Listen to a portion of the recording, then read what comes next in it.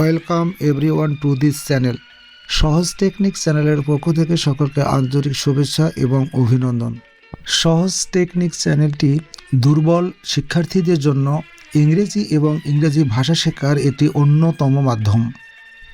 এই চ্যানেলের ভিডিওগুলো নির্মাণের সময় খুব চিন্তাভাবনা, গভীর ভাবনা চিন্তা করে ভিডিও নির্মাণ করা হয়, যাতে অতি সহজে যে কেউ ইংরেজি বা ইংলিশ ভাষা শিখতে পারে। আজকের ভিডিওতে এমন একটি টপিক থাকছে যার দ্বারা আপনারা ইংরেজি ভাষার গেট ভাঙতে পারবেন। অনেকের মনে প্রশ্ন আসতে পারে, এটি কোন গেট? এটি কি ফার্ম গেট, নাকি সুইচ গেট, নাকি কোনো প্রতিষ্ঠানের গেট? এটি সেই গেট যে গেট দ্বারা আমরা ইংরেজি শেখার রাজ্যে প্রবেশ করতে পারবো, বিশেষ করে স্পোকেন ইংলিশের রাজ্যে। এই গেট হলো সেই গেট, এই গেট হলো এই গেট। এই গেটের রহস্য যে কতগুলো আপনারা কেউই জানবেন না। আপনাদেরকে একটা জিনিস আমি বলবো, ভিডিওটি A to Z পর্যন্ত দেখবেন। এটি একটি সাধারণ ভার্ব মনে হতে পারে। গেট মানে পাওয়া। গেট মানে শুধু পাওয়া নয়, গেট মানে অনেক কিছু। গেটটা কিভাবে ভার্ব হিসেবে ব্যবহার হয় এবং এর মানে কতগুলো হয়, এর অর্থ কতগুলো হয়। যদিও ছোট্ট একটি শব্দ গেট, কিন্তু স্পোকেন ইংলিশে এটার যে গুরুত্ব কত আপনারা ভিডিওটি দেখলে অনুধাবন করতে পারবেন। এটি একটি ধানীয় মরিচ, এর ঝাঁজ কত দেখবেন। স্পোকেন ইংলিশে এর গুরুত্বটা দেখবেন। এই গেট ভেঙে ভেতরে প্রবেশ করার আগে একটি বিষয় সকলকে অবগত হতেই হবে। প্রত্যেক ভাষার ওই দুটি করে মৌলিক রীতি থাকে। একটি হলো কথ্য রীতি আর একটি হলো লেখ্য রীতি। এই কথ্য রীতিটি হলো স্পোকেন ইংলিশ। স্পোকেন ইংলিশের প্রধান অস্ত্র হলো গেট নামের ভার্সেটাইল ভার্ব, অর্থাৎ গেট নামের বহুরূপী ভার্ব। এর রহস্য উদ্ঘাটন করা। আমরা সকলে মুখস্থ করে আসছি গেট মানে পাওয়া, গেট মানে পাওয়া। আপনি শুধু পাওয়ার ভরসায় থাকলে হবে না। এটি একটি বহুমুখী অর্থাৎ ভার্সেটাইল ভার্ব। গেট মানে অনেক কিছু হতে পারে। আপনি আজকের ভিডিওটি দেখে গেট ভেঙে প্রবেশ করুন আর গেট দ্বারা শত শত সেন্টেন্স তৈরি করার সহজ কৌশলগুলো শিখুন। আপনি যদি স্পোকেন ইংলিশ শিখতে চান, গেটের রহস্য আপনাকে উদ্ঘাটন করতে হবে, এর রহস্য ভেদ করতে হবে। যারা এই চ্যানেলটি সাবস্ক্রাইব করেছেন সকলের সুস্বাস্থ্য এবং দীর্ঘায়ু কামনা করছি। আর আপনি এই চ্যানেলে নতুন হয়ে থাকলে চ্যানেলটিতে সাবস্ক্রাইব করুন, ভিডিওটি দেখে লাইক কমেন্ট করুন আর ভিডিওটি শেয়ার করুন আপনার বন্ধু বান্ধবের কাছে সদকা জারিয়ার নিয়তে। এখানে গভীর মনোযোগ সহকারে একটি বিষয় লক্ষ্য করুন। আমি অসুস্থ হই, আই গেট সিক। আমি হই অসুস্থ বা আমি অসুস্থ, এর ইংরেজি হলো আই অ্যাম সিক। কেন এখানে গেট হলো? যে গেট মানে পাওয়া, আর কেন এখানে অ্যাম হলো? বাংলা বাক্য কিন্তু প্রায় একই। আমি অসুস্থ হই, আমি হই অসুস্থ, অথবা আমি অসুস্থ আছি। এখানে রহস্যটা হলো গেট মানে পাওয়া, কিন্তু এখানে পাওয়া শব্দ আমরা বাংলা কোথায় পেলাম? গেট মানে আমি অসুস্থ হই, বি খাম মানে হই। এখানে বি খাম না হয়ে গেট হলো কেন, আর এখানে অ্যাম হলো কেন? এটি হলো প্রথম রহস্য। গেট ভার্বটি সেন্টেন্সে ব্যবহারের এটি প্রথম রহস্য। দেখুন এখানে একটা রহস্য আছে, এই রহস্যটা আমরা উদ্ঘাটন করব সহজে। আমি অসুস্থ হই, এটি হলো একটি হ্যাবিচুয়াল সিচুয়েশন। হ্যাবিচুয়াল অভ্যাসগত বা পুনরাবৃত্তি, যার অর্থ বারবার হতে পারে, মানে এর অভ্যাসগত একটা অর্থ প্রকাশ করবে। এই অসুস্থতা আমার প্রায় প্রায় অসুস্থ হয়, সেই ক্ষেত্রে এখানে ভার্ব হিসেবে গেট বসবে। আর যেটা স্থায়ী সেখানে অ্যামিজারের যে কোনো একটি বসবে।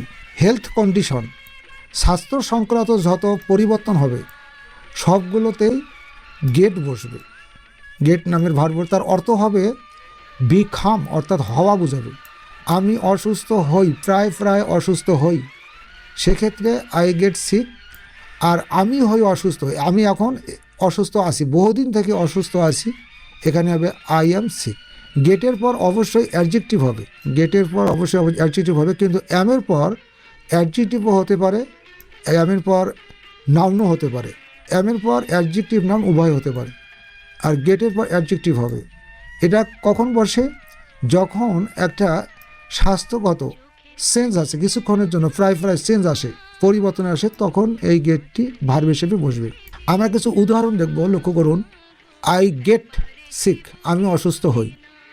আই গেট বেটার, আমি ভালো হই।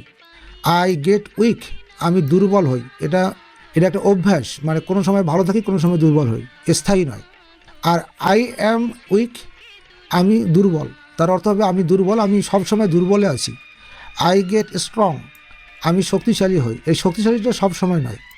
আই গেট কোল্ড, আমার ঠান্ডা লাগে।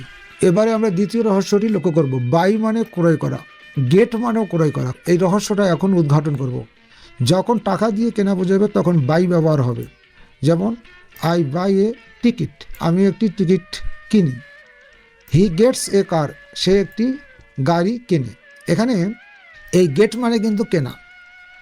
এই গেটটা কখন ব্যবহার হবে? দোনোটি বাক্য কিন্তু সঠিক, দোনোটি বাক্য সঠিক। হলো সাহিত্যের ভাষা, যাকে আমরা সাধু ভাষা বলি, গুরুগম্ভীর। এটা হলো সাহিত্যের ভাষা। গাড়ি কিনিতে অর্থটা কেমন বোঝাবে? যে যখন কিনে পাওয়া বোঝাবে, গাড়িটা কেনার পর আমি পেয়েছি, গাড়িটা কেনার পর আমার হয়েছে, পেয়েছি, তখন গেট ব্যবহার হবে। কিন্তু স্পোকেন ইংলিশের প্রায় মানুষ গেট বলে। এখন এই বাই, এটা কিন্তু দোকানে কিন্তু এখন আর বাই শব্দটি ব্যবহার হয় না। এটি হলো সাহিত্যের ভাষা, এটা মনে রাখতে হবে। আর স্পোকেন ইংলিশে আমরা সাবজেক্টের পর গেট নামের ভার্ব বসাবো, এটা মনে রাখতে হবে। হি গেটস এ কার, সে একটি গাড়ি কেনে। উদাহরণগুলো লক্ষ্য করুন। আমি একটি কলম কিনি। আই বাই এ পেন হওয়ার কথা, কিন্তু এখানে বাই হলো না কেন? আমি কলমটি কেনার পর এটি আমার আওতার, আমার অধীনে এসে গেল। এই ধরনের বোঝার কারণে এখানে গেট হয়েছে। আই গেট এ পেন, সে একটি বই কেনে। হি গেটস এ বুক, আমি খাবার কিনি। আই গেট ফুড, সে জামা কেনে। শি গেটস এ শার্ট, আমি জুতা কিনি। আই গেট শুজ, সে ফোন কেনে। হি গেটস এ ফোন, আমি দুধ কিনি। আই গেট মিল্ক, সে ব্যাগ কেনে। She gets a bag. দেখুন এখানে কিন্তু বাই হওয়ার কথা, বা বাই, এখানে বাই হলো না কেন? আমি একটা জিনিস কেনার পর এটা আমার আওতায় এসেছে, আমার অধীনে এসেছে, পেয়েছি, এজন্য এখানে বাই বলা যাবে না। এখানে সবগুলোতে বলতে হবে আই গেট বা হি গেটস বলতে হবে। আমরা তৃতীয় রহস্য উদ্ঘাটন করব। আন্ডারস্ট্যান্ড মানে বোঝা, আর গেট মানে হলো পাওয়া। এই গেট মানে বোঝা হবে কিভাবে, কোন সিচুয়েশনে, কোন প্রেক্ষাপটে, এটা এখনকার একটু আলোচ্য বিষয়। এই প্রেক্ষাপটে আমরা এই বিষয়টি এখন দেখব। গেট মানে বোঝা হয় কিভাবে। দেখুন, আপনি যদি বন্ধু বান্ধবের সাথে কথা বলেন, আই গেট ইট ব্যবহার করা স্বাভাবিক, এটি ব্যবহার করতে হবে। আই গেট ইট, আমি এটা বুঝি।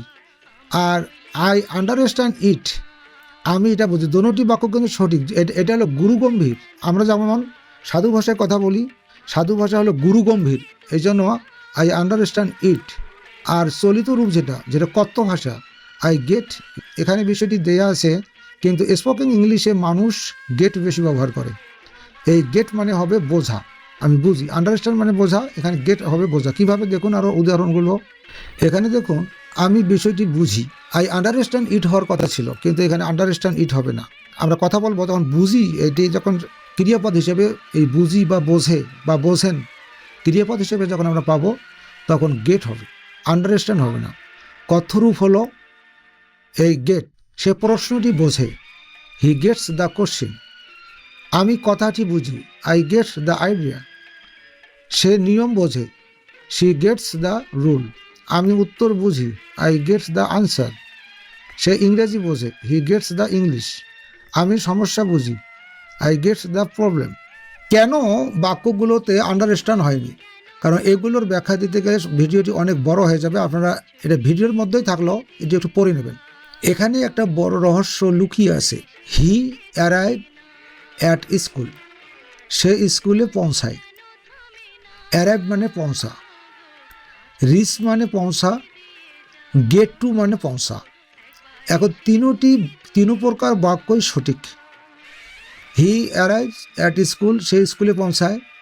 আই গেট টু স্কুল, আমি স্কুলে পৌঁছাই।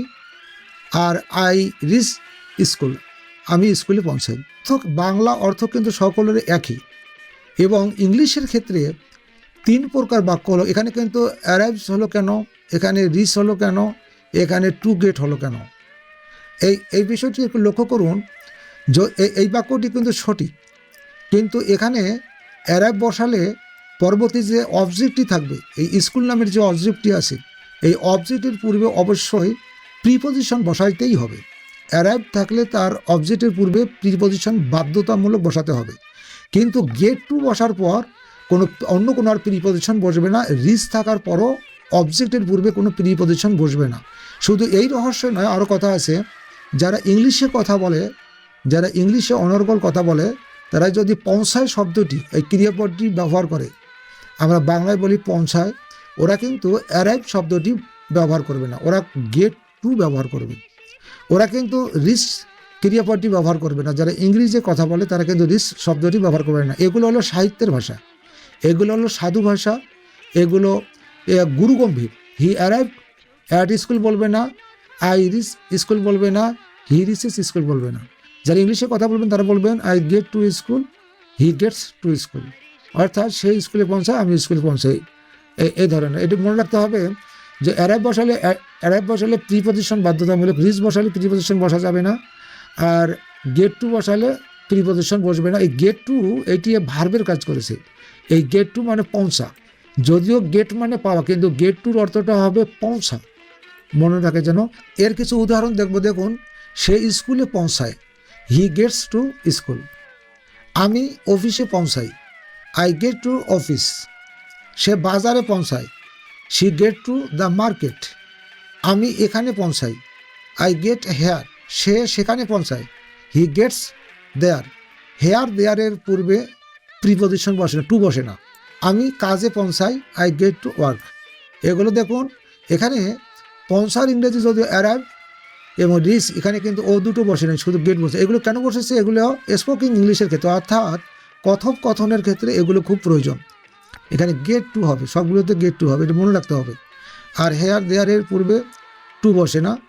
এখানে দেখুন, ক্যাচ মানে ধরা, আর ক্যাচের পাস্ট ফর্ম হলো ক। গেট মানে পাওয়া, কিন্তু এই গেট মানে হবে ধরা।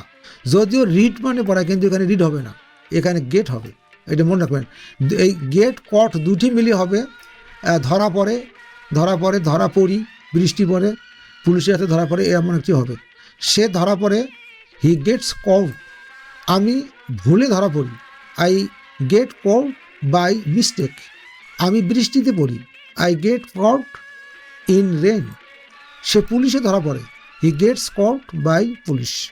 এবারে গেটের আরেকটি রহস্য উদ্ঘাটন করব। দেখুন, ব্রিং মানে বহন করা বা বয়ে আনা, আর গেট মানে হলো পাওয়া। কিন্তু এখন যে স্ট্রাকচারটি আমরা শিখব, সেখানে গেট মানে হবে, এই গেট মানে হবে নিয়ে আসা। কোন সিচুয়েশনে? দেখুন, আমি পানি নিয়ে আসি, আই গেট ওয়াটার। এখানে ব্রিং হওয়ার কথা, কিন্তু ব্রিং হবে না। ওই বললাম, কথ্য ভাষায় গেট বলতে হবে, কথ্য ভাষায় ব্রিং বলা যাবে না। এখানে ব্রিং হওয়ার কথা, মানে ব্রিং মানে বয়ে আনা, বহন করে আনা, ক্যারিং মানে বহন করে আনা, ব্রিং মানে বহন করে আনা। ব্রিংটা হলো গুরুগম্ভীর ভাষা, এটা গুরুগম্ভীর সাহিত্যের ভাষা। এই গুরুগম্ভীর ভাষাটা কি? যেমন একটি বাক্য বলি, আমি তাহাকে বোঝাইতে পারিলাম না, এটা হলো গুরুগম্ভীর ভাষা। আর এর চটুল ভাষা হবে, আমি তাকে বোঝাতে পারলাম না। আমি পানি নিয়ে আসি, আই গেট ওয়াটার। সে খাবার নিয়ে আসে, হি গেটস ফুড। আমি বই নিয়ে আসি, আই গেট এ বুক। সে কলম নিয়ে আসে, শি গেটস এ পেন। আমি চা নিয়ে আসি, আই গেট টি। সে দুধ নিয়ে আসে, হি গেটস মিল্ক। আমি সাহায্য নিয়ে আসি, আই গেট হেল্প। রিসিভ মানে হলো গ্রহণ করা, আর গেট মানে হলো পাওয়া। আমরা এই গেটের অর্থটা কিভাবে রিসিভের অর্থটাকে দখল করবে, এটা একটু দেখব। আমি একটি চিঠি পাই, মানে এটা গ্রহণ করি, মানে একটা চিঠি পাই, আমি একটি চিঠি গ্রহণ করি, কিন্তু এটাকে এখানে রিসিভ হবে না, এখানে হবে গেট। আমি একটি চিঠি পাই, আই গেট এ লেটার। সে টাকা পায়, হি গেটস মানি। আমি উপহার পাই, আই গেট এ গিফট। সে খবর পায়, শি গেটস নিউজ। আমি phone pi, I get A call. এমনিভাবে গেটের আরও অনেক রহস্য আছে। ভিডিওটি বেশি বড় করা যাচ্ছে না, ভিডিও বেশি বড় করলে আপনাদের একটা ধৈর্যচ্যুত ঘটে, এজন্য ভিডিওটি এখানে শেষ করব। গেটের রহস্য আমরা উদ্ঘাটন করলাম। যারা এই চ্যানেলে নতুন, তারা চ্যানেলটি সাবস্ক্রাইব করুন, ভিডিওতে একটি লাইক, কমেন্ট, শেয়ার করুন। পরবর্তী ভিডিও দেখার আমন্ত্রণ জানাচ্ছি। সকলে সুস্বাস্থ্য এবং দীর্ঘায়ু কামনা করে ভিডিওটি আজকের মতো এখানে শেষ করছি। ধন্যবাদ সকলকে। খোদা হাফেজ।